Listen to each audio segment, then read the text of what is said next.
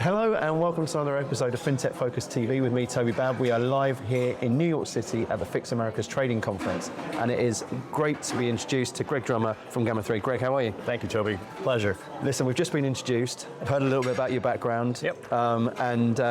It sounds like you've had a journey. You talked about being involved in the Fix community now for 25 years out of the 30 it's been in existence, which you don't look old enough for, but right. But as someone who's been all the way through this journey, it's always great to connect at these events. I love coming out here. We do the same at the event in Europe, and it's just a great combination of people talking about important things in the industry and how we can drive the whole community further forward. So we're going to talk a little bit about that, what you're looking to see from today, some of the themes you're expecting to hear, and lots around that as well. But I want to just start by talking about Gamma 3 trading. Yep. It's something which you've bootstrapped, built yourself, et cetera, over the last few years. Tell us a little bit about the business. Yeah, thank you for having me here. I started my journey with the Fix protocol, like you said, like 25 years ago, working at a firm, building this new technology called Fix to electronically communicate trading information with the buy side and the sell side. So I had many years experience working and being a part of this community.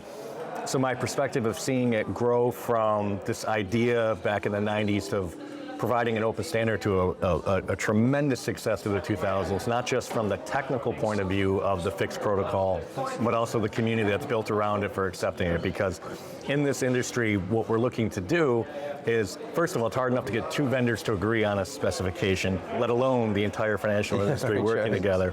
But it's been a success. So I spent many years at a buy-side order management system company vendor, and about 2010, about 14 or 15 years ago, I went off to start Gamma 3, focused particularly on the electronic trading Fix protocol, providing software to help test, implement, and develop. We started at the same time. Yeah, there you go. Same year. So it was a good vintage. You know, and back then the world has changed. As 30 years or 10 years, everything changes technology-wise.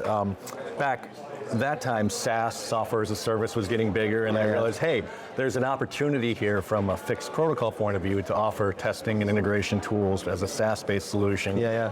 Another point how when Fix started in the 90s, before Google, before the web, before everything, it's adapted to the changing landscape of technology. So at Gamma 3, we help people try to pull their electronic trading and software technology into the modern times and make it a lot easier than it was 30 years ago. So tell me a little bit about that. So it's, it's 2010. Yes. You've worked for a sort of fairly well-renowned institution for a long time at that sort of stage.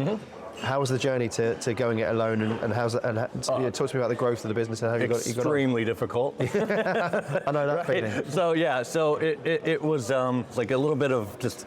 It's about time. If I'm going to try it now, it's a right time to do it. When I was young, I happened to actually start my family at the same time, so having children, so it was a bit of a crazy time to do something like that. Again, same. Yeah, okay, so we're on the same page. And you look back at your life and say, why did you do it? Well, it's just something I had to try, and it was a journey to get there.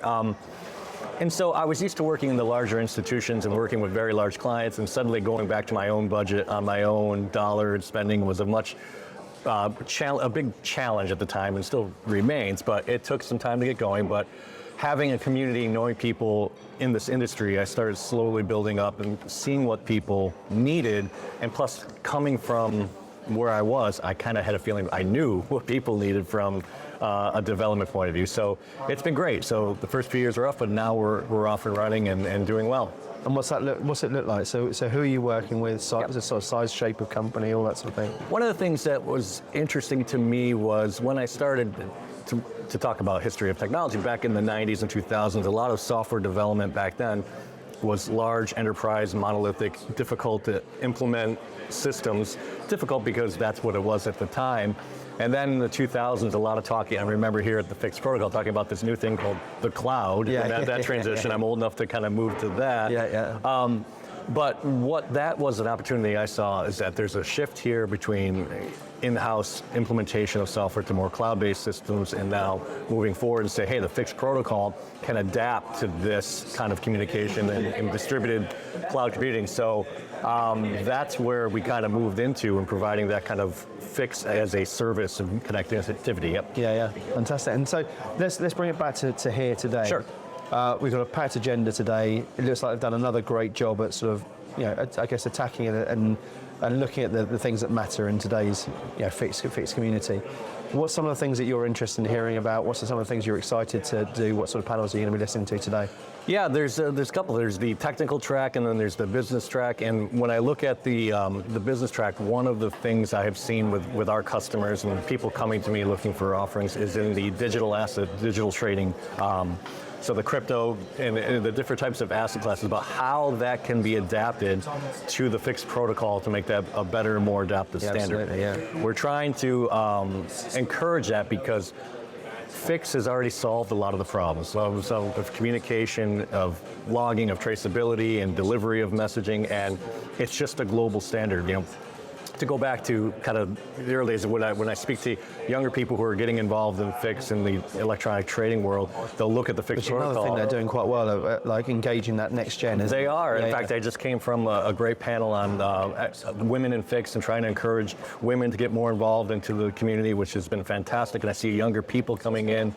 But when they first maybe look at the spec and the technical, they're like, oh, this looks, why would you do it this way? And I have to remind them, again, the gray hair, 30 years ago, there wasn't the web, there wasn't XML, there wasn't JSON, all the different standards. So there's some learn, but it's not just the technology there, it's the community and the adoption of the standard, that key. So in that digital asset space, I want to see continued growth. We're starting to see more customers come to us saying, hey, we're trying to trade and route and post-trade of our crypto stuff, and can we use the fixed protocol? And there's a lot of work going on there.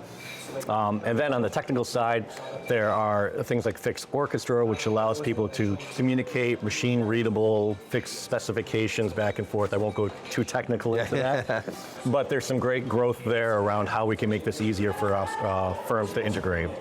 And you mentioned it just then. There's been 30 years of Fix. Yep.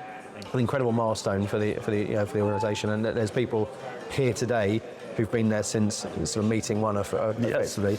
It's done this sort of incredible enduring job over that sort of period, and seems to just keep on going from strength to strength and reinventing and looking at various different bits and pieces.